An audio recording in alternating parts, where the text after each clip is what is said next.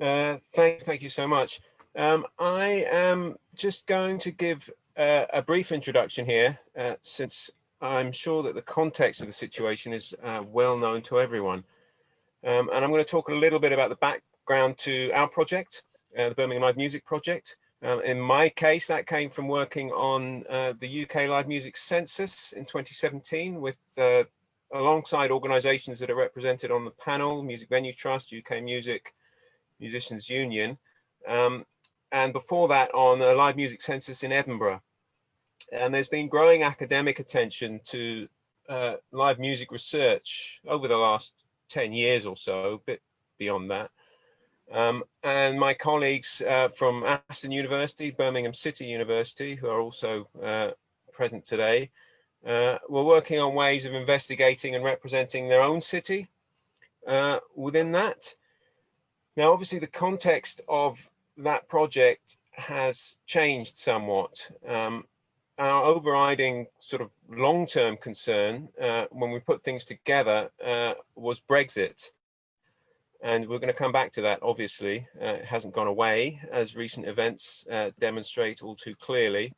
But COVID-19 was originally not a factor, as you know, we'd planned to take aspects of the census activities and redeploy them in Birmingham, going out to venues, counting and speaking to people in venues across the city, as well as running surveys across the city. And for very obvious reasons, that hasn't been possible. You know, like so many other people, we didn't imagine at the start of this year that we'd be where we are now. But we do have surveys which are running, which I'll put the link into the chat later on for people to see, or up on the screen. And we've also created, including through crowdsourced information, a digital music map of Birmingham and the spaces, the music spaces there. And we're doing qualitative work, trying to get a sense of what some of the key questions for the region and by extension nationally are.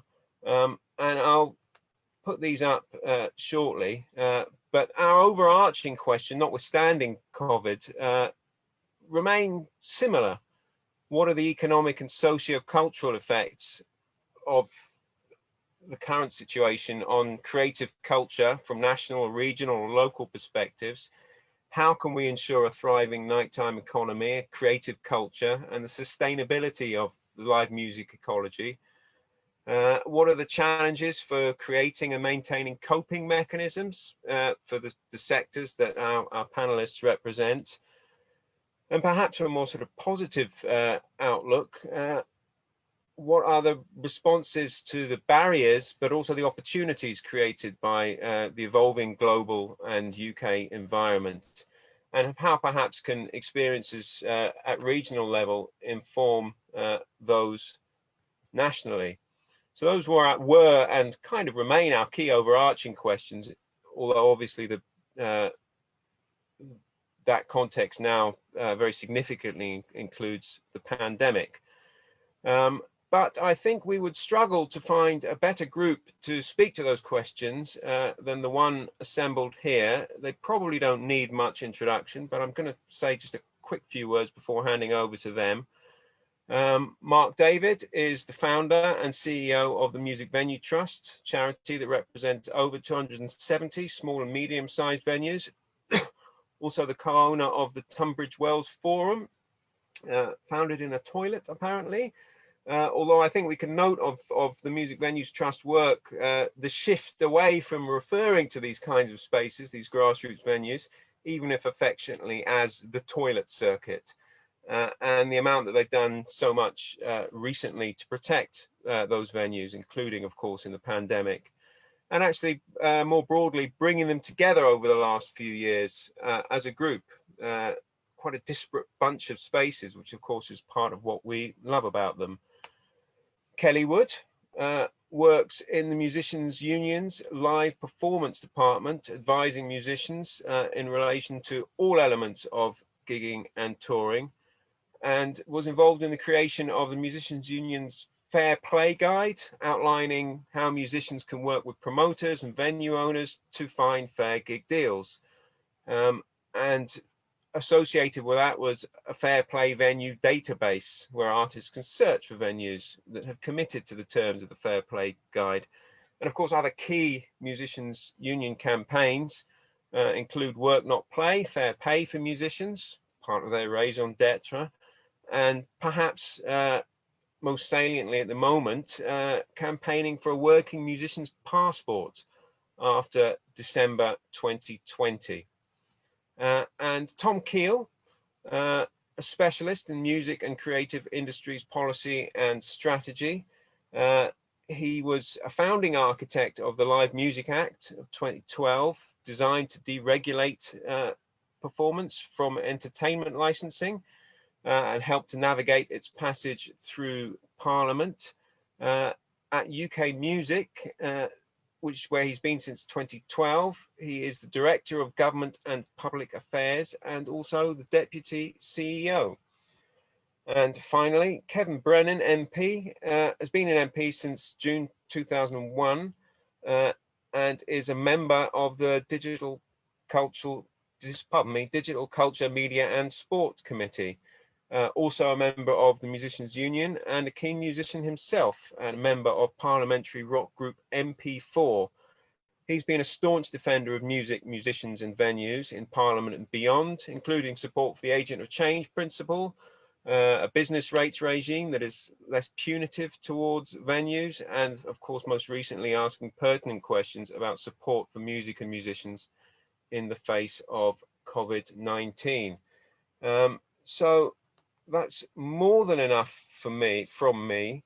I will share my screen now and hand over to our panelists to just say a few words about whichever of these overarching questions they think are important from their perspective, and what might be the pardon me, from their perspective, and where we go from here, starting with Mark. That involves me finding the unmute button as usual, Adam, which I've just found. Well, thank you for the opportunity to come along this afternoon, especially with such an incredibly illustrious panel. I feel slightly outweighed by the experience on Brexit that's being exhibited here. I think, first of all, to deal with the immediate issue of COVID, which is obviously, if you'll pardon the pun, infecting every other discussion that we're having. The timing of this, the way that this has played out, is obviously a huge challenge to grassroots music venues and to the whole live music industry. I think it's one of the things that I'm sort of just coming around to realizing is that this is obviously a terrible crisis, and it's appalling what's happening to people right the way across the country, different livelihoods, different sectors of industry. And in our own industry, those impacts are particularly badly felt. However, if you look at the impact on our particular sector, it doesn't reveal anything new that Adam doesn't already know from years of research. The fact is that our sector, the grassroots music venue sector, operates on tiny margins. They're not run as huge for-profit businesses. In fact, 31% of them are now not-for-profit entities. They experience a number of external pressures that are simply magnified by what's happening with COVID and the current crisis. So, for example, 93% of them are tenants. And in this particular crisis, they have no income, but they have a commercial landlord who still wants their rent. That, I think, then leads on for this particular discussion, which is about the broader issue of foreign policy and everything else. I think often music venues are at our level, are the unintended outcome of broader things that are happening in politics or in our economy or generally in our society that they aren't really intended to be the focus of. So when it comes to Brexit, for example, it isn't immediately apparent if it would have any impact on our sector until you discover that 25% of all the staff working in London in grassroots music venues are European passport holders. Many of them are working under temporary work arrangements that existed obviously existed under our terms of membership of the EU. We're very unclear, you know, what the impact on that is going to be. 1 in every 5 musicians in London, which just happens to be where I know the statistics, is an EU citizen. You know, these are startling numbers, and often what I find is that and this applies to COVID and it applies to Brexit, it's the granular detail that seems to have escaped people. It's the microcosm of each part of these industries, especially the grassroots music industry, which I hope I know very well. The truth is that actually we have huge problems caused by COVID that are simply magnifications of the problems we already have. And we're going to experience huge problems from Brexit because of the economics and the kind of makeup of our sector. It isn't aimed at us. If it was aimed at anybody at all, the outcomes of it aren't aimed at us, but we as a sector will undoubtedly be one of the casualties of it when it comes to the impacts, because the mitigation of the impacts of both COVID and of Brexit, which is where they're similar, is aimed at a macro level. It's all aimed at what is the largest number of people that we can give furlough payments to. But our sector doesn't have that kind of employment. And Brexit exhibits the same things. What is the largest number of people that we can mitigate the negative impacts of Brexit from? But in our sector, we have a disproportionate number of creatives from different European countries taking part, people performing part-time jobs that perhaps don't qualify for the government's barrier of what we considered a worthy job that we need immigration for, blah, blah, blah.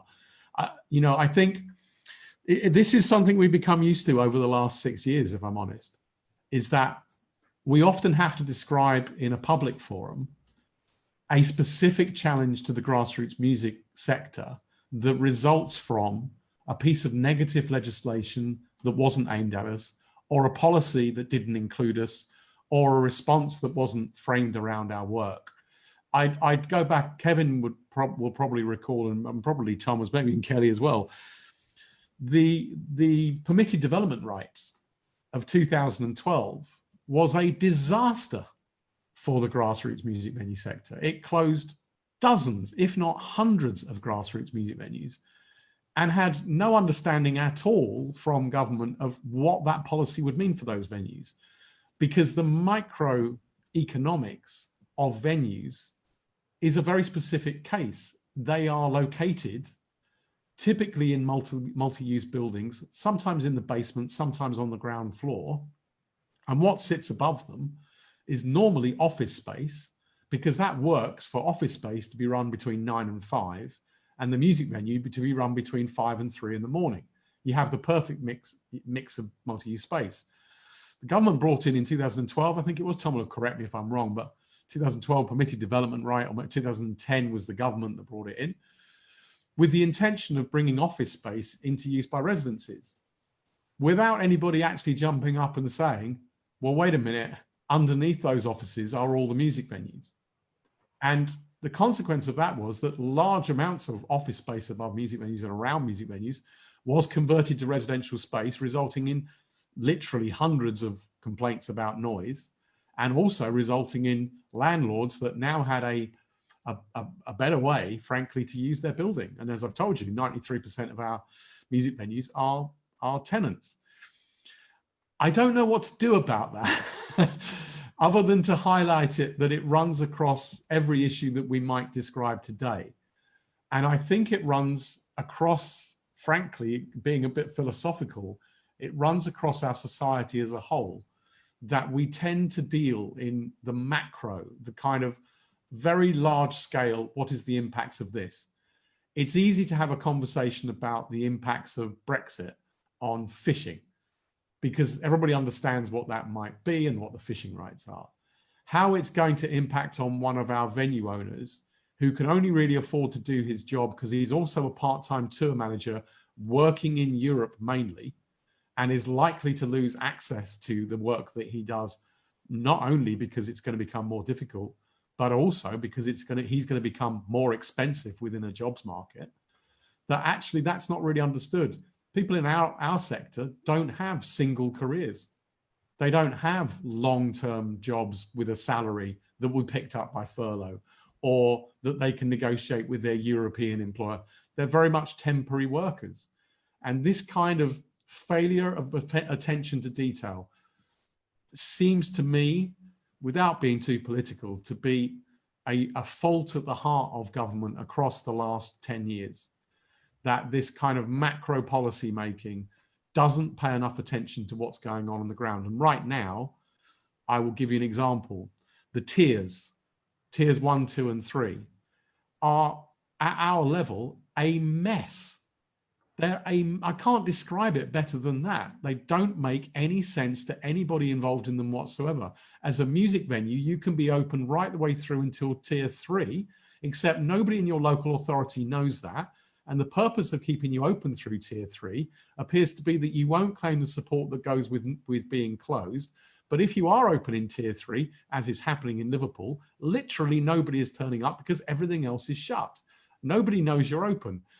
So it needs micro policies relevant, especially in the music industry. We need a big move on getting the relevant micro policies that are relevant to the different structures and stages of our industry. And I'd apply that to COVID, and I'd apply that to Brexit. Thank you very much.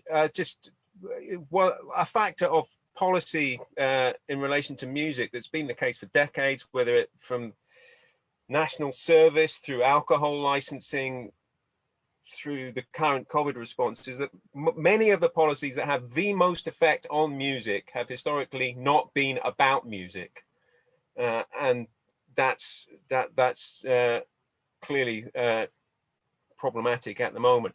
Well, I think in work that you've done, Adam, you know, we highlighted, certainly in the Mayor's report of 2015, the impact of the introduction of student loans on the willingness of students to buy tickets to go to see like local live gigs was huge.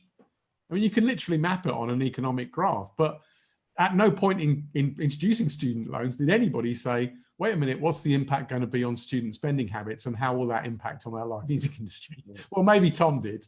Tom's pretty good at this stuff. But, you know, that's the interesting part to me, that you get these big policies and at no point do we, I mean, this is a really important industry. It generates billions of pounds and hundreds of thousands of jobs. We don't seem to get our micro policy into these considerations. And I certainly feel that on both these two issues, on COVID and on Brexit. I'm going to turn next to Kelly, who's, you know, clearly furlough, the way musicians work, and of course, freedom of movement are significant for musicians, to put it mildly. So I'm just going to turn to Kelly now for a perspective on how things are going from Musicians Union and what next. Okay, thanks. Yeah, so well, miraculously perhaps, we've managed to uphold our membership levels at around 32,000, which is what they were pre-COVID. And I think perhaps that's more a sign of the fact that people need us and they need our help going forward, than a sign that people are actually working and needing their union to help with their day-to-day work. So our membership, like I say, is 32,000, and it's diverse, you know, it's across all genres, all professions, all sectors of the industry, and it covers people, students, emerging artists, and those who kind of sustain a kind of modest career at the same level for many years, and also your kind of high profile, well-known artists as well. So we've got a real broad church within our membership. And I'd say, I think around 10,000 of those have joined what we call our live performance section. So there's at least 10,000 of our members that tell us that they're doing some kind of live work. And again, that will be quite varied in terms of how big it is and where they're doing that. But I mean, as soon as the lockdown hit, we sort of all our efforts went into trying to help our members exist, basically trying to access financial support. We've been doing impact polls along the way to see where people are at. We know a lot of people have fallen between the cracks. I mean, it's fairly well documented, and those people are still falling between the cracks. That's where a lot of our lobbying efforts are going. But, you know, after 7 months in, we're now, you know, we're desperately trying to help people look ahead and see where they might get back to some kind of work. There's, you know, slim pickings out there at the minute. There are some work in studios. With education, some people have managed to go online, and there's a small amount of sort of in classroom stuff going on. But ultimately, most of our members aren't back to work, and they're struggling to see how and when they might be. I think the guidance has been so hard for people to interpret, and they're coming to us with all kinds of scenarios saying, what does this mean for me? And whilst we're helping them where we can, even, you know, over small individual bits of work, we're having to say, you need to keep checking the sites because things are changing day to day. But ultimately, people do not have the confidence to understand the guidance and how it affects them. They also don't have the confidence to go out and actually try and get work, because they're sort of saying, well, I want something to show people to say, look, you can put me on, you're allowed to. But there's just nothing really exists that allows people to do that other than the websites that people are struggling to interpret. And so I think we've hit this real sort of double impact point now where, you know, in a different world, coming out of COVID, people might be sort of looking at different territories. A lot of our members work or previously worked in the EU. Wouldn't necessarily be for big tours. It might be people who just go over and do a couple of gigs. It wouldn't necessarily involve big fees, but it's just part of a musician's career, which is quite varied. And even if you're a small artist that people haven't necessarily heard of over here, you might have a following in different countries. You might have just found, you know, a good fan base elsewhere. And I think that's where now people are coming to us and they've got offers of work, which sometimes they've actually already accepted. And they're now coming to us saying, well, okay, I don't understand this in the context of COVID guidance, and I don't understand it in the context of Brexit. So we've seen offers where people are due to start work in December this year in other EU territories, and that work takes them into January, February. And so we cannot give them what they need. No one can give them what they need because it doesn't exist. And so people are saying, well, where is the work then? You know, there's literally nothing they can do. They don't have any clarity in terms of what they can do. And people just feel totally desperate. And I think it's quite easy to understand why they would. And it's like Mark was saying, it's just, we need all this small stuff, because the small stuff isn't so small when you've got thousands of people doing it and such a big infrastructure. And I think even our, you know, members who scrape a living from music and probably have a part-time job, even they, you know, they're not really local. They still do a lot of work around the, you know, around the nationally and internationally. And I think the EU has been a bigger part in a lot of musicians' careers than maybe is understood. And it's not just sort of bands who are building a following. It's like people get a lot of corporate work in the EU, and it's just loads of people have managed to, you know, really build up a career and a name for themselves based on these territories. And now they're going, well, what happens? And when there's no answers, I think that's so damaging, because the other part of planning is that you need to know when you can start doing it. And I know this was the case with the theatre sector when they were saying to government that, you know, pantos are an absolutely massive part of theatre producers' income. It's how, you know, it's how a lot of them exist, is on the panto trade. And when they sort of made a plea saying, you have to tell us by, you know, this date in August, I think it was, if we're going to be able to go ahead, don't just turn around and say at some point in September, October, okay, you're fine for Christmas, because it's too late, you know. And I think that's what we're coming up against, is people saying, well, I need time to actually prepare. And you can't, musicians plan so far in advance for some of their work, and they plan not so far in advance for other bits of work. And I think the other thing that maybe isn't understood is that musicians seek out some of their work, they find their own opportunities, and the other part of their work is opportunities that come into them, it's offers of work. And it looks like going forward for a lot of musicians, they're going to be receiving fewer offers, and they're going to have to go out and seek more opportunities for themselves. And I think whilst we know that musicians and the industry is really good at adapting, and everyone's very resilient and everyone's very hardworking, and they accept that things change year to year, I think it's going to be too much for musicians. We're aware of about a third of our members saying that they might have to leave the industry. They don't want to. There's no one saying, I don't want to work in the industry. It's just all of these things piled on top of each other the lack of money, the lack of financial support, and not being able to plan ahead. Because I think people thought when all this started that by this point in the year we might at least know when things might be better, and now everyone just feels so uncertain, and especially with the Brexit thing looming as well. And I think the other thing to point out in addition to the financial situation is that people get a lot more from other territories like the EU than just money. It's not just about the gig fees or the merch they sell. It's building audiences, it's building their fan base, it's cultural exchange. You know, people go out, they make connections, they bring artists back here. It's so much more to it than just looking at, well, you know, okay, you've lost a few gigs that only paid a couple £100 anyway. I think it's, you know, we really need to understand that musicians, even the ones that don't, you know, they don't look like big names, I think there's a lot more goes on within their career than just something that's very local. Thank you. Yeah, I mean, we had a workshop last year for local stakeholders in Birmingham, and exactly what you've said came up as a concern about this, for want of a better way of putting it, idea of cultural shrinkage. If you know, audiences and other musicians in Europe perceive Britain to be less friendly, less outward facing, it degrades those relationships over time. It makes it harder to pull things together. And of course, it's, you know, it's musicians themselves, but it's all the other things that go alongside with that: crew, touring crew. You mentioned merch. And with that in mind, I guess I'd like to turn to Tom now, because of the organisations represented here, the music organisations represented here. UK Music has a broader remit than just live music as well. Yeah. So I wonder if you could speak to some of the wider issues as well. We've focused on live specifically, but so far.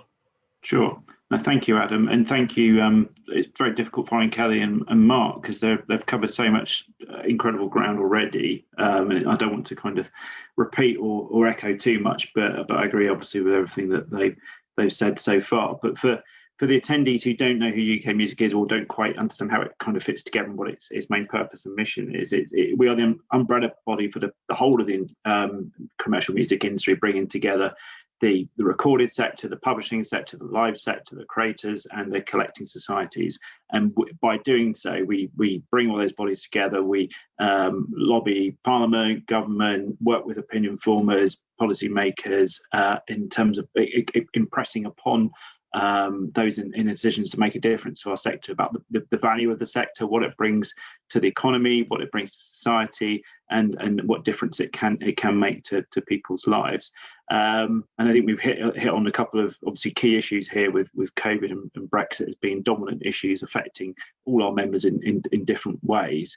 I think the title of this session is important because it's talking about music and live music in the post-2019 era, and I think that is a very seismic moment, 2019, because from our perspective as a music industry body, but one which is very politically facing, conclusion of 2019, where you had a general election and the outcome there was an incredibly important moment. And actually, initially those first few months that took place after the general election, where you had for the first time in quite a number of years a government with a sizable working majority, from our perspective and work, it felt like maybe going back to a different era in terms of how we lobby, how we engage with politicians, how we make a difference to our arguments, because we were used to working with governments with smaller majorities and making differences in that way, which implies a lot more cross-party negotiations. And so now there's a situation where you need to be much more embedded within the government and the government structures, and you can use opposition and parliament and select committees.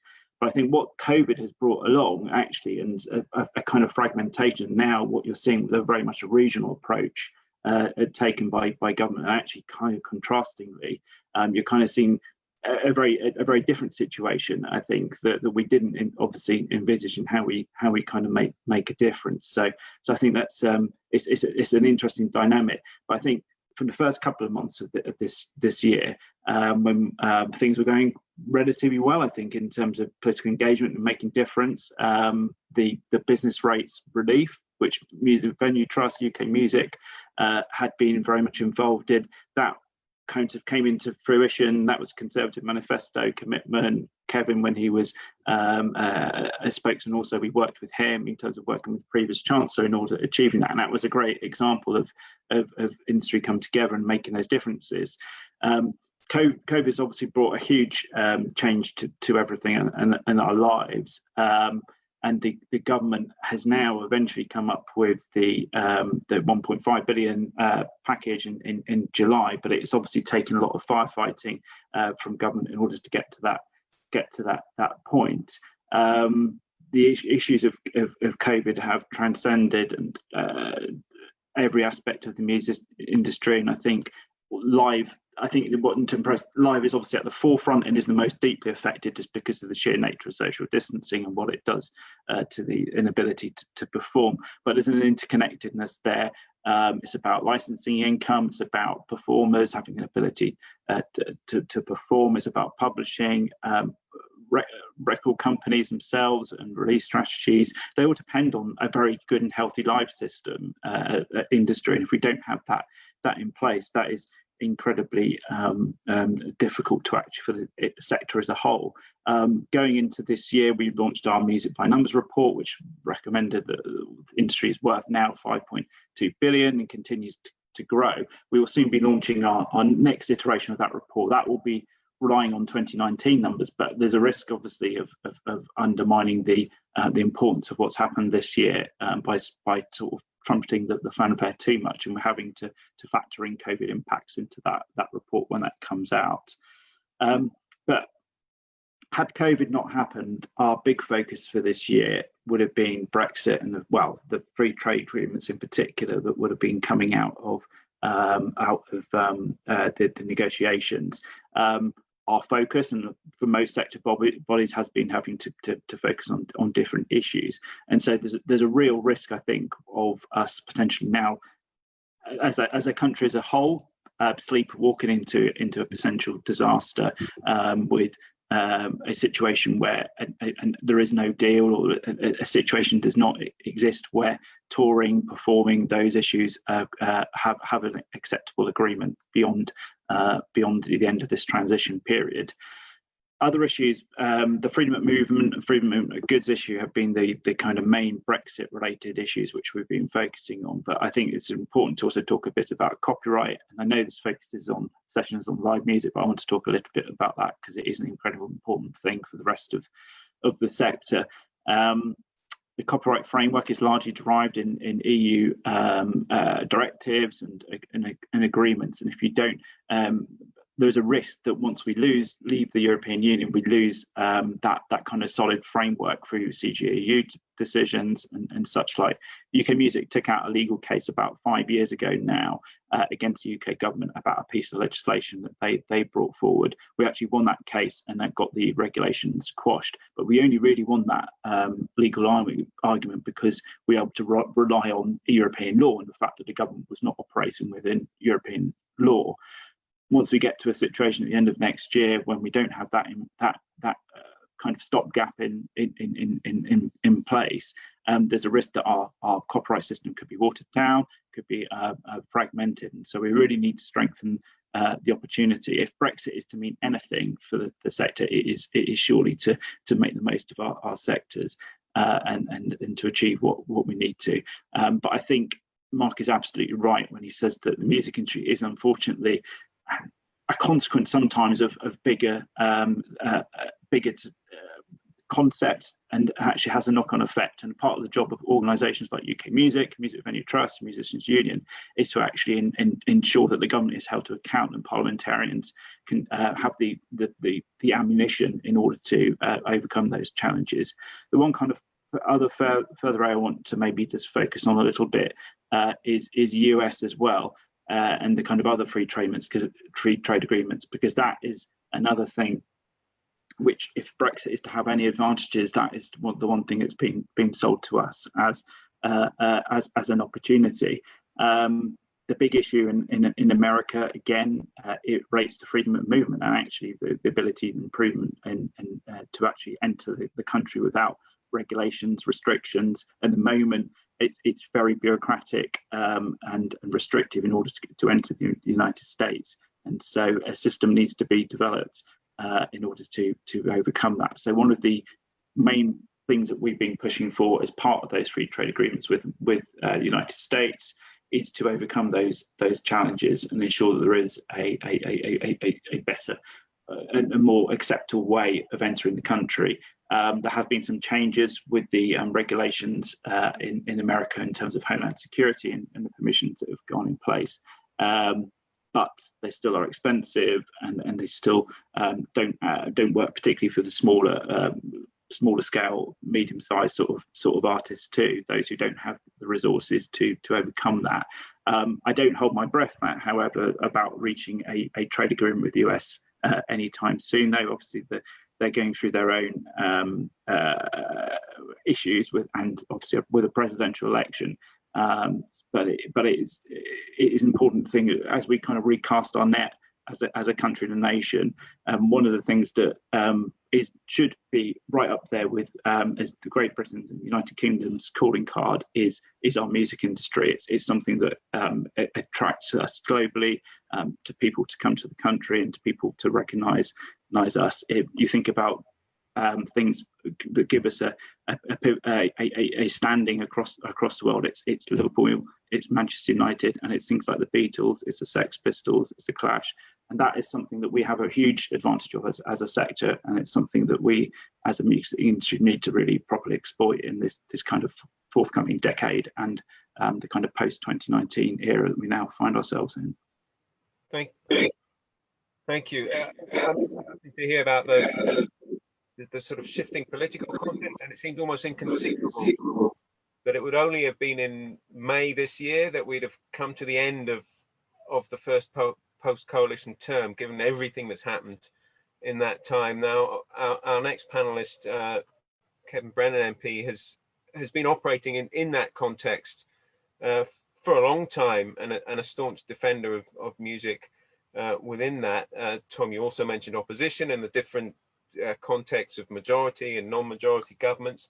And I wonder, Kevin, if you could let us know what you think next viable steps might be from your own perspective.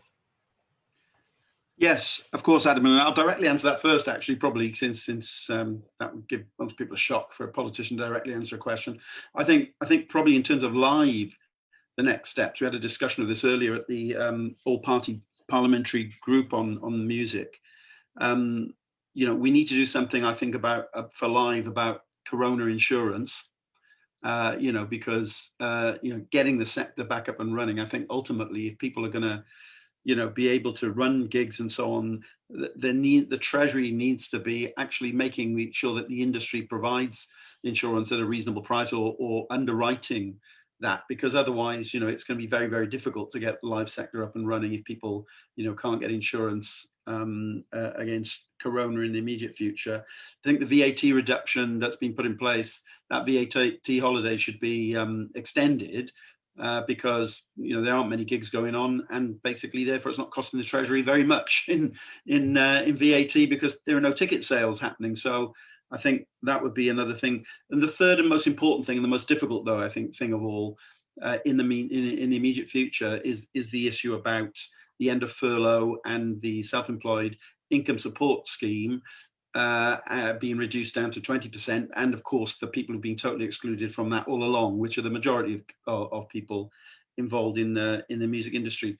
What I'd say more broadly on the political side of things is, whilst everything is true, and I agree with everything Mark and Tom and Kelly have said, there is greater awareness of music and the music industry in Parliament than there was when I first came in 19 years ago. And there's a number of reasons for that. There's the campaigning of people like the Musicians Union, like the Music Venues Trust, and particularly the formation of UK Music, which I think has very effectively brought together disparate voices. When I first came into Parliament, the problem from the music industry's point of view was, ironically, there was absolutely zero harmony in anything that they said to policymakers. And you know, what policymakers need to know, muscle, is, well, just tell us what you want, you know, and what difference you think it'll make, and what's the evidence that it'll actually do some good.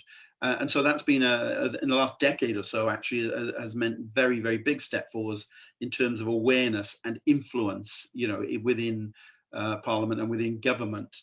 But Tom's absolutely right. We're at a stage now where there's a majority government, so there's less leverage. It's not as easy to leverage things through Parliament as it was. You have to get the ear of the digital Department of Digital Culture, Media and Sport, and Number 10 and the Treasury, really, to get the sorts of changes that are required. The way I try to present it to government in terms of live is that music venues represent the R&D of the music industry, the research and development, if you like, of the music industry, and what is a highly successful export industry. So leaving aside the fact that music and culture and creativity is good in and of itself, it's actually a very important and growing sector of the economy. And there aren't many of those around, you know, that are growing. I mean, all the fuss we have about fishing and Brexit is absolutely ridiculous. But I mean, fishing makes, you know, a minuscule contribution. It's a minnow, if you use the phrase in, you know, economic terms, compared with the music industry. So, you know, we need to make that case. It's also, the music industry's got a product that's very attractive to people, including to politicians, and, you know, and therefore it is a good, you know, industry to be able to try and convince policymakers that they should be taking it more seriously and providing the infrastructure that it needs in order to thrive. And that's what we're talking about. It's not just about handouts and subsidies or anything of that kind.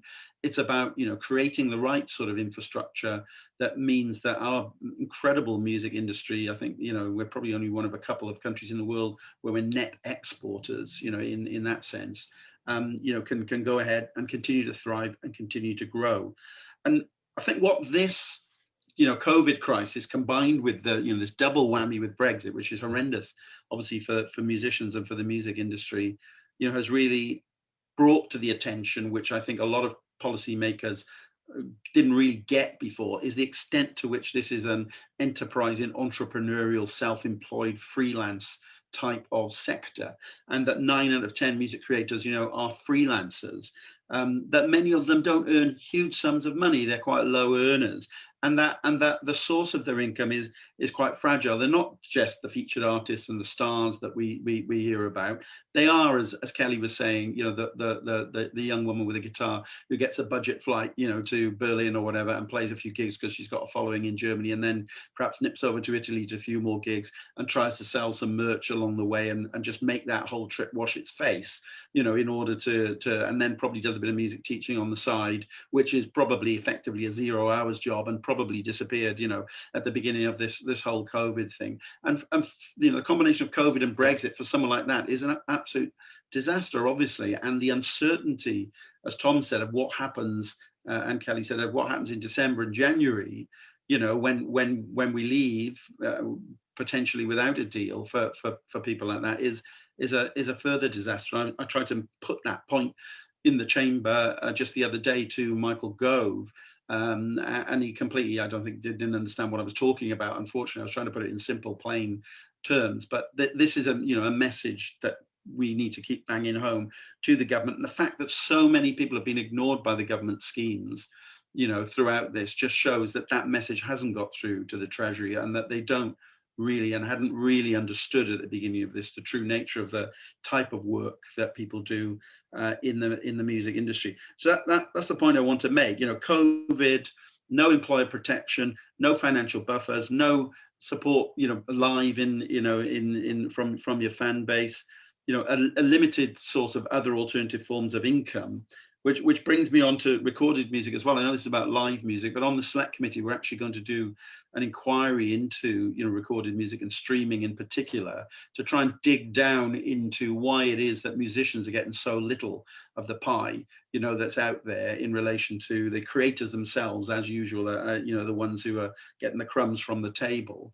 And so, you know, that might be sensitive to some of UK Music's members, including the record companies. Sorry, Tom, but I'm hopefully, you know, that's just the way it is. But we do need to get to the bottom of all Get of a this. submission from us. Yeah. It's really clearly, I think this crisis has highlighted, you know, that issue even more. So I think it's really important that we do it.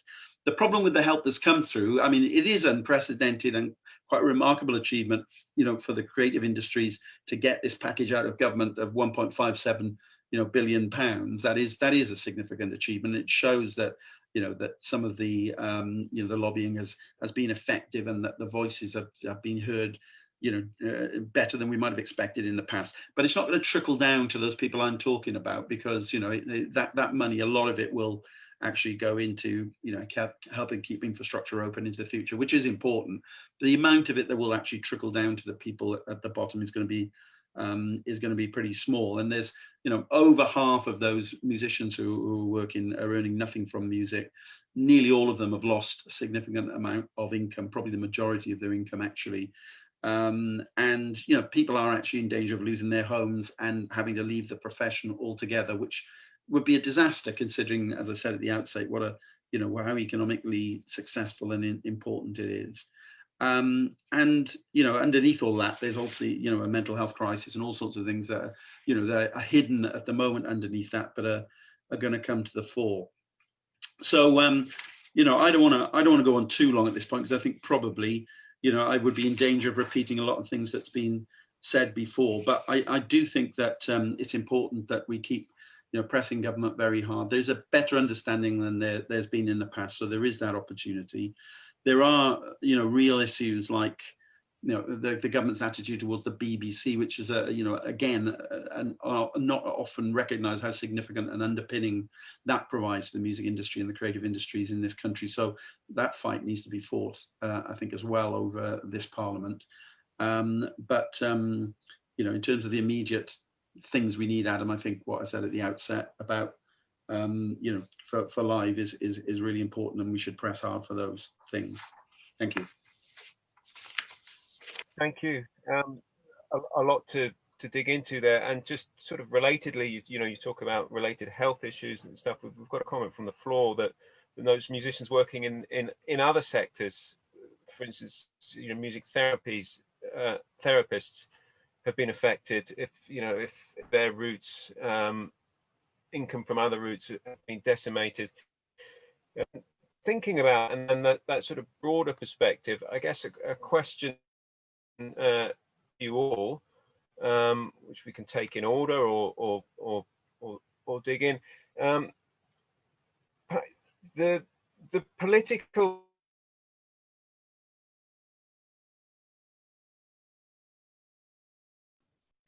Oh, Adam's frozen. It looks like it, yeah. Yeah. Yeah, I'm afraid he frozen. So I'm going to take over for just a second as a project representative until he comes back. Oh, he's back. Oh, he's back. Did I drop out there? Yeah, we couldn't hear your question. Okay, I'll start again. The COVID-19 has substantially shifted the political and economic state involvement in culture, and as in so much else. The pandemic response has moved everything from what it was in January. If we think about debates about austerity over the last 10 years and the amount of state involvement that there is in things now, over the next period, the post-2019 situation, what of the current relationships and processes do you see perhaps holding and staying? I mean, perhaps ironically, given Brexit, some of the support structures are starting to look a little more like, in some respects, what there is in other places in the world, in Europe. What relationships would you see holding, and what would you want to keep, if anything, out of the current sort of reframed environment? I'll go to Mark first. from him? Well, I think it's, as Kevin has just said, you know, the cultural investment, the 1.57 billion, that could potentially be a very interesting moment. People who follow our work will know that Music Venue Trust has for some time taken a fairly loud and aggressive position on the distribution of public funding into culture and how representative that is of people's tastes and interests and the level of culture we have and the importance of it. And one of the interesting things about the division of this funding, the 2 rounds that have been done under 1 million so far are, if we were not involved in the crisis, if this was a blank review of the distribution of cultural funding, it would be a remarkable turnaround. I'll do some stats because this seems like the right forum for that.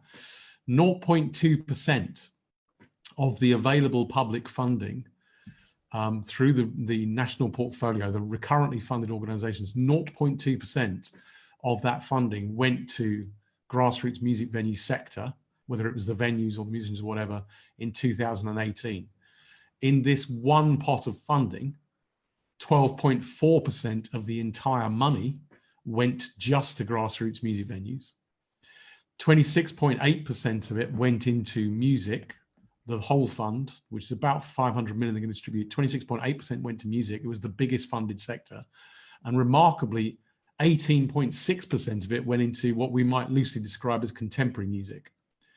Now, again, to go back to 2018, in 2018, 88% of the funding for music distributed by Arts Council England, their currently funded pot, 88% went to classical and opera. And this round, it would be nearly 75% went to contemporary music. What would I like to see? There was that famous thing about the Chinese character for a crisis containing the Chinese character for an opportunity. I think John F. Kennedy said that, and I think he was wrong. I don't think it does actually, but the truth is that actually when you're doing something like this, there are things happening, and Kevin's talked about the industry being better understood now in Parliament. I think a result of this crisis is that way more members of Parliament have a much clearer understanding of how their communities feel about music in their communities, about how much they value their grassroots music venue or their space.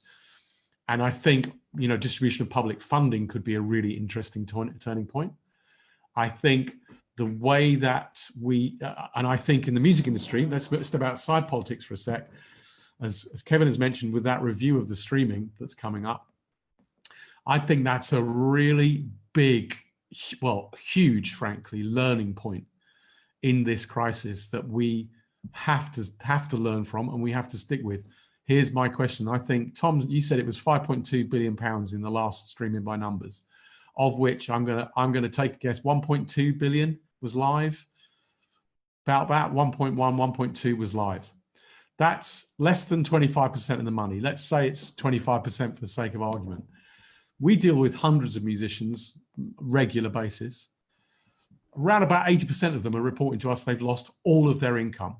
And my question is, how is it possible that we've managed to construct a world-beating industry in 2020 where 75% of the income is not massively impacted by this crisis?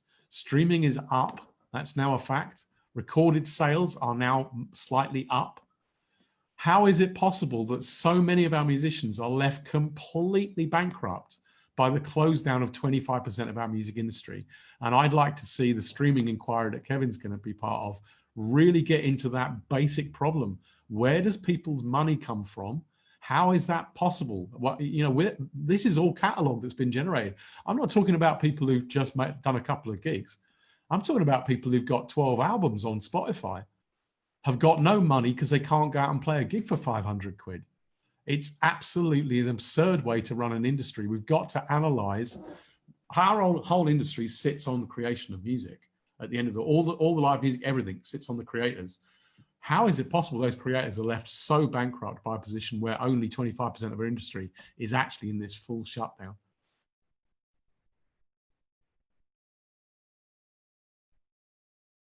Silence. No, it's but my incompetency with the mute. I'll turn to I guess if we're talking about creators, if we're talking about the musicians themselves, that seems a good time to turn to Kelly on that, but also to note the sort of re-emphasize the point that was made earlier about how they are all connected, and actually the point that's been made elsewhere, the knock-on effects for musicians, for instance, from venues being shut, that could be PRS, PPL revenues for years, or certainly the next year hence. But I'll shut up now and turn to Kelly from her perspective on what do you see now? What opportunities, if any, are there exist for the musicians themselves in these changes? I'm gonna pick up on a few things that Mark said, but I think the streaming review is brilliant, and I think it's been a long time. I think a lot of us working in the industry have felt that it's been needed for quite a while, and it really did take all the lights to go off in the venues to expose what's left. And I think what I really like about it as well is it's a chance for consumers to be involved, because I think consumers should know what goes on behind the scenes, and when they're parting with money and thinking that they're, helping and supporting the artists that they love. I really like the fact that I think there was 17,000 people signed the petition. I think Kevin might know. And I think so that's something to build on. I think it's really important that there's a wider sort of dialogue in the industry so that everyone knows what goes on, where their money's going. Because I think it's something we've always pressed home with artists as well, is like that they have to understand the industry in which they're working. And in the last sort of, I guess, 5 to 10 years, a lot of that's been around venues and saying to people they have to understand the margins in venues and why they're being paid or why they're being expected to do a ticket deal, and to maybe share the risk a bit more. We've had a lot of conversations like that with artists, and I think it's really good to get consumers involved with it. So I think the streaming review really provides that opportunity. As well, to pick up on the funding issue, I think the 1.57 is great. I think it's a huge shame that it can't be accessed by freelancers, because I know there's never going to be enough to go around, but I think freelancers are needing more than what's out there, and we're supporting our members with the National Lottery project grants that Arts Council England are providing, and with the new Develop Your Creative Practice Fund. And it's really clear from the members I've spoken to who are putting applications in that this isn't something they've done before. Musicians don't always have as much support as they need, and I think they need a little bit more to just help them. They're going to need a lot more coming out of this than they might have done, pre-COVID. And it's clear that a lot of people haven't applied for funding because they don't have the confidence in how to do it. And I think Mark will probably know that from helping venues go through it as well. People feel that it's something that there's a certain kind of people get funding and they just get it perpetually, and others feel that it's not for them. So I think it would be nice to see more support in that way for musicians going forward, because we know that musicians, when they do a gig or any of their musical activity, there's a lot more people benefiting from it. The local and the wider economies benefit, and so I think they are worth investing in. So it would be nice to see more funding going forward, I think. I'm just going to jump in there, Kelly, and just say that you've probably seen our numbers, but roughly 90% of our members that have now received funding through the CRF, the Cultural Recovery Fund, have never received funding before. That's why I feel it's so key. But also for your members, I think that we're really pushing from our angle that musicians, creators, they need to get funding from the project grants. Mm-hmm. When we took a really structured approach to that, our success rate, where people followed every single procedure and review we offered them, believe it or not, the success rate was 96%. And even when we only offered them the tools, it only went down to 84%. So a really, really structured campaign of giving people the information, the skills they need to do those grant applications, I feel is absolutely, I know that Musicians Union be right on top of that. I already know you are. But yeah, I think we are. Anybody tuning in, I think it's access the tools that are out there from Musicians Union, from us, you know, whoever else there is, the funding is there and available, and we're finding Arts Council England very, very receptive to applications from people that sit in that contemporary music. I hate that name. We have to get a better name than that's the first thing we have to do. But if you consider you're making a bit of rock and roll or, you know, a bit of electronica, then basically that they are now very keen on getting funding out to you. And I think it's a very receptive atmosphere. Yeah, I think it's just, if I just say one last thing on it, I think it's been really interesting watching the process as well, because I've been sort of administering people sending their applications in and us taking advice and getting the feedback to them, and just seeing that the applications are really varied. It's fantastic. People are coming up with really creative stuff. But one thing that's sort of, you know, really drives home where we're at is the fact there's so little live stuff. People just don't have the confidence to even think about programming live, even knowing that they've got some funding in place and that they can have contingency plans. I think people are just still so scared of what's out there. So it would be nice to see maybe some musicians working with venues on some projects. I don't know. Yeah, I mean, we spoke with the whole Council of Music Makers on that. You know, I've had a chat with Horace from Musicians Union about that, and I said, look, I think this is a real opportunity. We have to all accept what the limitations are, but definitely I think it's back to that key moment. If you had a key moment of opportunity in this crisis, I would say that one of those key moments would be the radical change in the distribution of cultural funding, and we should really push ahead on that. Once this is all over, we should tell everybody learns that process. That process is meant to be for you as much as it's meant to be for ballet or museums or libraries or whatever else. It is the public's money they're distributing. It's national lottery funding, you know, and we should have a much greater say in that. Could I just make one brief point about the streaming inquiry? Yeah, I mean, there's often two-way misunderstanding between, you know, the music industry and politics and vice versa. I mean, just to be clear for everyone watching this is a parliamentary select committee inquiry. So that means that it's a group of cross-party MPs who are, you know, elected to this committee that is conducting this inquiry, and there'll be two actual evidence sessions in November and December.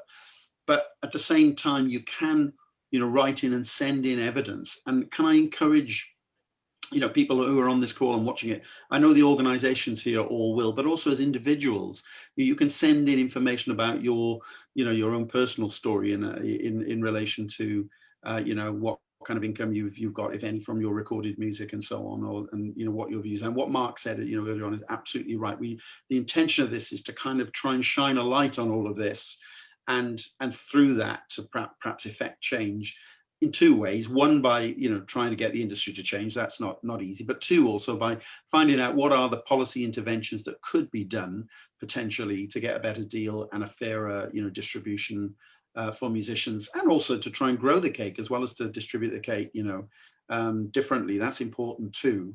So it's a parliamentary select committee inquiry, and I would encourage people to get involved.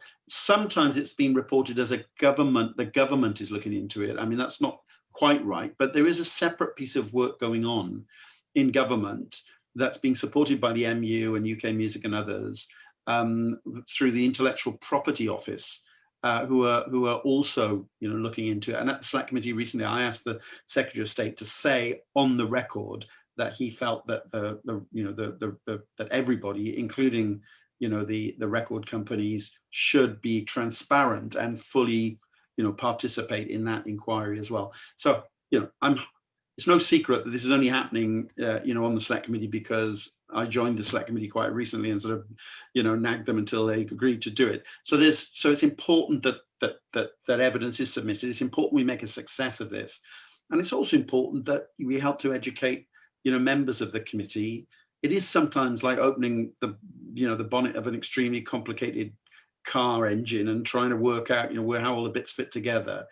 And for MPs who are not full-time, you know, meant to live in the music industry, it can look very, very complicated. So the more that the message can be simplified, and the more you can communicate the reality to, you know, members of the committee and others, the better.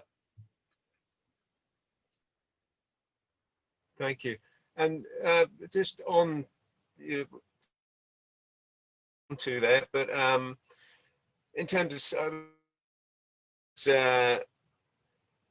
one thing that the pandemic has illustrated is how people in Britain and around the world have used the creative arts, music especially perhaps, as a way of seeing themselves through the difficult times. So perhaps unsurprising if that streaming has been central. But with that, but across the piece more generally, do you, Tom, see any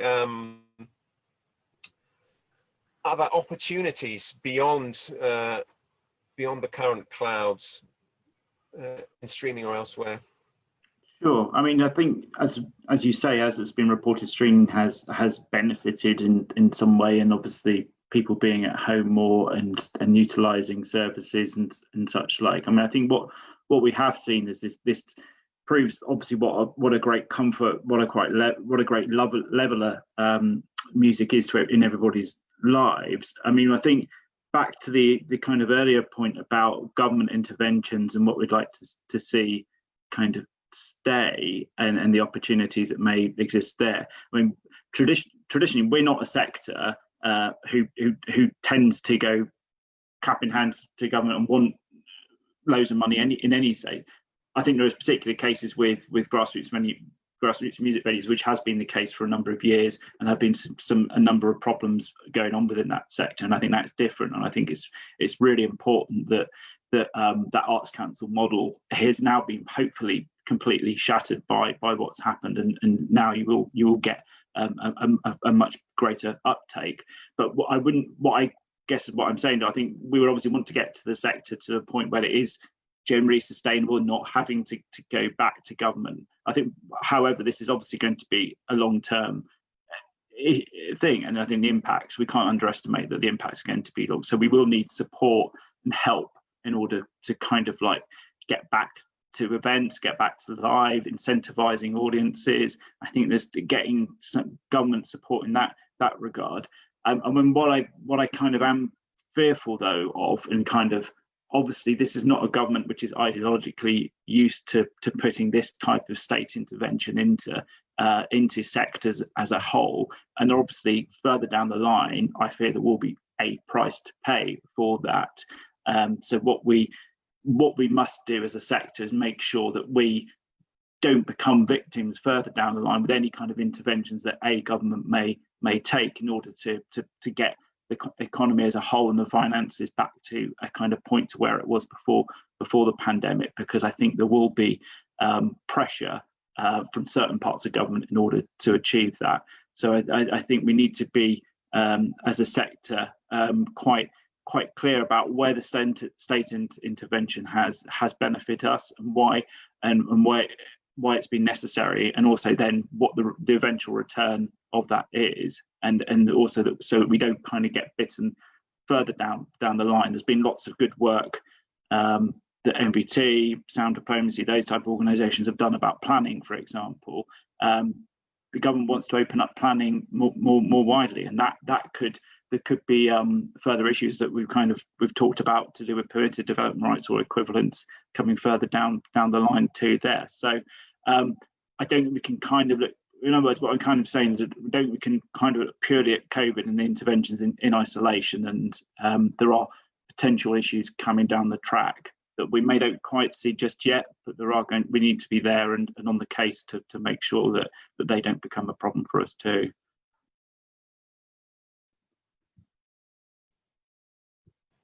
Thank you. We've got time for a couple of questions from the floor, for want of a better way of putting it, if anyone wants to put them into chat. But before, while we see if there's any coming up that hasn't been asked yet, to sort of pick up on Tom's point and a kind of open question to the panel, I guess, a lot of the response to COVID has necessarily and inevitably been just that, being responsive. And even with Brexit, it seems because of the uncertainty, we don't know how negotiations are going to play out. A lot of the responses to it have been tactical at best. What would the panelists, if it's possible, think of as a strategic approach to the kinds of potential problems that Tom mentions and the other ones? It's quite difficult to be strategic around a virus. is the honest truth. You know, we're in regular conversation with government, sit on various panels and working groups, and I'm going to say something slightly humanizing about them, that I don't envy them. You know, I mean, that's the truth of it. I mean, we don't envy them. I'm very critical of some of the things they're doing, but I don't think these are easy decisions. What I would say is, which I think is important, is I think in our industry, for the first part of this crisis, large sectors of our industry have clung to the idea that there will be a magic bullet date announced on which everything will go back to normal, and you will be able to sell tickets towards that date. And on that date, we will open all the arenas and all our international stars will come back and we'll sell all the tickets and we'll be back to normal. And I think that made sense until we saw the scale and the extent and the flexibility and variability of this crisis. And I think what we now need to do strategically is take a much more structured approach to how we bring live music back. That's partly to do with just addressing the flexible and ever-changing picture we're facing. It's even more strongly to do with confidence in the public. What we are seeing now is that even where venues are open in tier 3 conditions, they're empty. The public doesn't believe they're safe and doesn't want to go back. And in fact, that effect is rolling out even down to tier 1. I have a venue that's in tier 1, is surrounded by tier 2 and tier 3 districts. I had a gig on Saturday night. They could only get 58 people in anyway. They had 2. You would think that a scarce resource would mean that that would be filled up, but the confidence and the safety of what they're doing has been destroyed. So to your question, Adam, I think, and we, Music Venue Trust, are already starting to build a campaign, which we have a working title of Revive Live, which we've discussed with Dave and Kelly at the Musicians Union. And I think we're going to have to look at a gradual resuscitation. And I think we should be now strategically looking, how do we get 100 people in a room? How do we get 300 people in a room? How do we get 500? I know at the top end of our industry, there's a lot of concern about, will Glastonbury happen? But my feeling is that planning from 0 to Glastonbury, because of, I don't know what the strategy is that makes that happen, because the virus may change, it may mutate, we may get a vaccine, it may not be successful, the infection rate may go down, it might go back up again. There's all these factors we can't control, but what we can do is try and create a manageable 100 capacity event, and then a manageable 200 capacity event, and gradually build up, you know, our reputation for doing it very, very in a great risk management process, and then our reputation for being able to do it on a grander scale. But at the same time, just bringing it back gradually just makes sense to me. I think it's, you know, I think you're right about the lack of a strategic approach, but it's one of the few things that I won't necessarily criticize government for, which is, I don't know how you'd strategize around people's behavior and, you know, how the virus has spread. There's lots of things I don't agree with, but it is very difficult to control a virus. And in our industry, we're very international, you know. Yeah, can I add to that? Yeah, I think Mark's right. I mean, in a way, long COVID doesn't just affect individuals. You know, long COVID is going to affect the music industry, and the impact psychologically on audiences, as Mark said, I think is going to be real. On the other hand, I do think that the government should be strategically planning for the full reopening to full capacity of venues and of next year's festivals, whether or not Glastonbury goes ahead or not. I mean, it's been an absolutely devastating year, obviously, for festivals, and it's a huge industry and a very important part of the music industry. And we've, in the committee, been really trying to encourage the government to think, you know, if this thing is going to be with us for longer than just a few more months until they find the magic bullet of the vaccine, you know, then you know, we can't go on living this way forever. So there has to be a system developed where risk is minimized and where people can feel reasonably safe and taking a reasonable risk, no greater, you know, it could be managed if the resources and the infrastructure was put in place so that the risk is managed down to a level that is, you know, probably lower than it was before COVID actually existed. Even if the vaccine came along, though, I think Mark is right that the long COVID implications of this, you know, will exist psychologically in the paying public. And there are many people I know, you know, who kind of simply, you know, be a long time before they'll go into an indoor venue again. So we need to coax them back in and make it, you know, make it absolutely clear and be able to show and demonstrate that it is a safe environment. Okay, I wonder if Kelly or Tom have any thoughts on that. Yeah, I think, I mean, you know, we're a trade union, so we're into organising, and I think it's like, this is where we need things to be organised, isn't it? And I think, you know, talking about, you know, Mark mentioned a venue where, you know, hardly anyone turned up to a gig, yet we know people are dying to go to gigs. We know that artists are, and I think there's still a huge problem around confidence with artists, with punters, you know, and it comes down to that still the just lack of clarity in the sort of the guidance, and with people not quite understanding what they can do or if they're breaking a rule by doing something.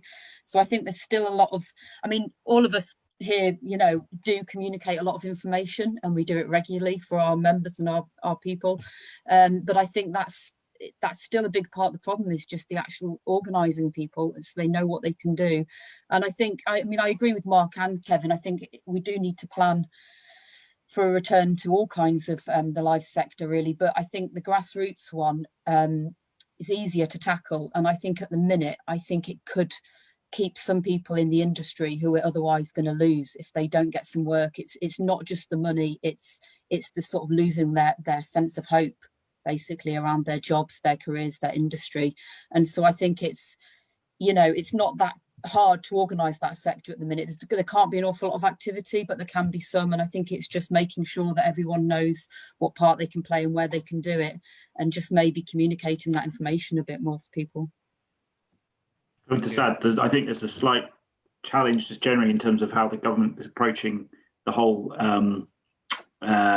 financial support packages at the moment, not the more generic job support scheme rather than specific ones for the sector. You've got a kind of perverse situation where it is kind of better to be in a situation where you're kind of in a tier 3 situation where you're locked down, because then you potentially access a load of funds, or you're being effectively forced to close. If you're kind of in a tier 2 situation, and music, obviously live music hasn't been active since March. It's not had that kind of official shutdown thing, but that means it isn't then eligible for some of the packages, jobs support schemes, etc. So I think that does create an issue about our status. I think in this crisis, in that we're kind of neither completely shut nor completely able to open either. It's a limbo, and how you kind of get across that, I think, is a real problem, I think, for the medium long term.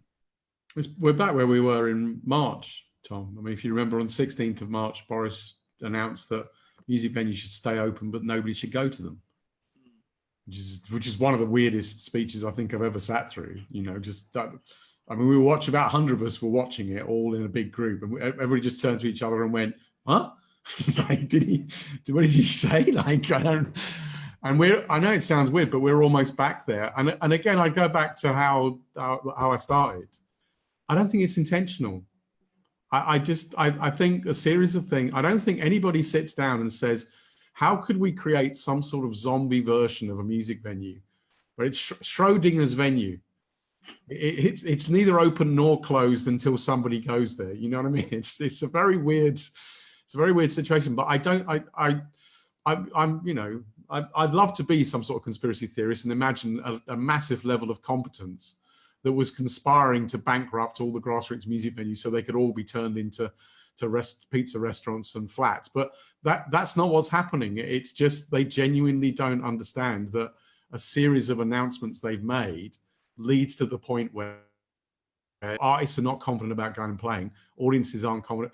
Honestly, their own enforcement officers are spending a great deal of time on Friday and Saturday nights arguing with music venues the legislation, which both of them can read and both of them conclude means something entirely different from the other one.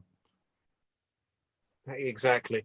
I mean, we're all, everyone in this situation is, to borrow a phrase from Terry Pratchett, tap dancing on quicksand in terms of trying to work out where we're going. I have a question from Lyle from the Birmingham Music Coalition, if he wants to make himself known, I believe. No? Ah, Lyle, you're on mute.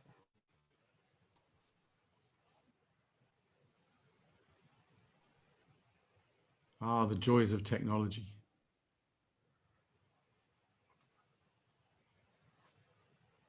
Lyle, no? Hi, folks. Can you hear me okay? Yeah, we can. Sorry, now. multitasking. A quick thanks to you all for this really useful and insightful panel discussion. I did start to post a question, and I wanted to see how the discussion panned out.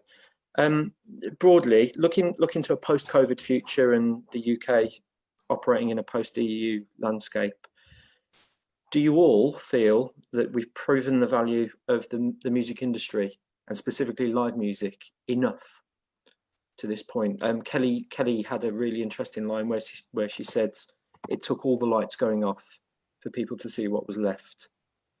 Is there much more that we can do?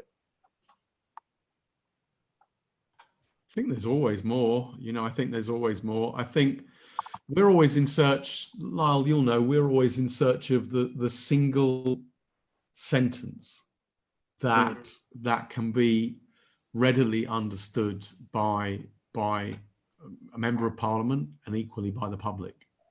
And the problem that we described earlier, that kind of big statement stuff, the public understands that Glastonbury might not happen. I think they can probably get that, and they'd regard that as a disaster. But they don't know that there were 212 performances in small venues last year, attended by 30 million people. It takes too long to explain it to them. I would like to get hold of Dominic Cummings for just a week, and sit him down and make him come up with this wonderful three-word. What is it when it's repetition of one single letter? What are they, Kevin? You're shouting. What is it, Kevin? Just like, no, you're on mute, Kevin. Build back better, and what is it? I don't know. I can't follow them all. It's behind you. Save our venues. Save our venues. Yeah, but well, I didn't get Dominic to do that one. I should have called him up. It probably would have been better and more attractive. But I think that's it. Easily communicatable messages for a very, very complex there's somebody showing me a flow diagram of somebody who works in crew on an event, laid out as a tube map, and it was the most astonishing diagram. Fantastic. Wow, it would take 4 or 5 hours to explain how many people. And that's a very important point, Mark. And I think my slogan back in the days before UK music was invented, in calling for something like it, was hide the wiring. And what you described is basically a wiring diagram. Actually, one thing I would recommend to people, which is quite a simple thing to do, and all MPs understand this, is to go and communicate with your local member of parliament about the music venue in their patch, and that will get their attention always. If you as a constituent are saying to them, look, the Roxy down the high street, is an amazing place, and it's in your constituency, and Oasis played one of their early gigs there, whatever it is, and you can impress upon your local MP the importance of it. We ran a great campaign in Cardiff down Womanby Street, where there's quite a number of music venues, and it got a lot of political attention because it's personalized in that way. So I would say to people, email, write to, even go and see when it's possible again at their surgeries, your local MP, about your local music venue, and just get them interested in it and its future, and in the sorts of policies that might might help to preserve and to enhance the live sector. Tom Kiehl knows this, that he managed to supply me with the name of a jazz club in the former Chancellor's Philip Hammond's constituency. And so Runnymede Jazz Club. I raised it on the floor of the House with him, and that leveraged a meeting with the Chancellor of the Exchequer, just mentioning a local music venue to him. So it is important that people realize you can simplify, get it down to a simpler message as that will be understood. I'd also add, I think a positive of this, if you can find, we're looking for silver linings, I think, is that there is more of a groundswell of activism now. I think more ready available than it was previously, and I think when people lose things, they feel hurt and pain, and I think nurturing that and channeling that into a positive action, such as lobbying MP, campaigning, etc. I think that is actually one of the big things that we've seen out of this, and I think we've kind of now have many more mobilised people about who really feel the loss of a venue or a cultural institution, for that matter, in a way that wasn't possible to articulate before. I think, just to come in on that, I think I really agree with that. And there's a lot of people who still, and I don't understand, people who want to keep things separate. They say, oh, don't bring politics into music and all that. Never understood it. However, I think now people have lost that kind of separation because people see exactly how political everything is. And I think it's really, we always tell our members to lobby their MPs for various causes because we understand how impactful that is, and it helps us in our lobbying, and it also just creates a really nice awareness for the MP. So it's not just the big organisations with big figures and I think, was it alliteration you were talking about, Mark? Slogans and things. I think it's really important to it goes back to this whole connection, doesn't it, between local and national. When you go to your MP just with a nice positive story, you might not be asking them to do anything. You're just raising awareness and saying, just so you know, this exists, it's great for these reasons. And I think that's a really core part of our work, and something that we've always encouraged members to do. And I just hope that people do it more so going forward after everything that we're going through. Yeah, I'd say we learned this around the noise complaints, actually, that one of the things, I've had great meetings with various councils where they were explaining that they receive, noise complaints from local residents and they have to act on those and everything else. And we just said, well, do you ever receive any letters from anybody saying how great the local music is or how much they enjoy hearing the music and feeling like the city's? No, never. And in fact, famously, the one in Night and Day in Manchester was one resident who wrote 3 times a day to their local council, complaining about the noise. And all they needed was 2 residents to write them 1 letter a day, so they had some sort of balance. But until that point, the councillors thought it was a massive problem. Their inbox is full of these letters of somebody moaning about something. It's a particularly British thing, isn't it?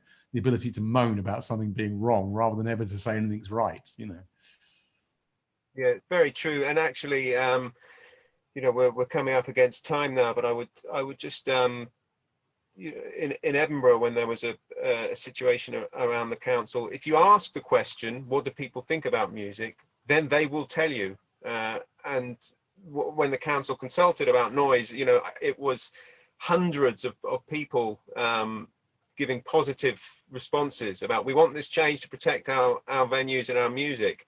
And I think if there is a positive to be drawn from the current situation, it's that people are asking the questions about music. What about music? And people are, have that opportunity to make their voice heard. So I'm going to finish with a positive comment from the floor from Liverpool, noting a much more sharing communal approach moving forward. Is government funding an inevitability going forwards? We don't know, but he does mention the seeing venues, and I would add musicians, as cultural institutions and not just businesses. And I think we are at about time now, but it just remains for me to thank our panelists for their time today and also for all of their efforts to now and continuing. So thanks very much, everyone, and thanks everyone for attending. Thank you. Thank you.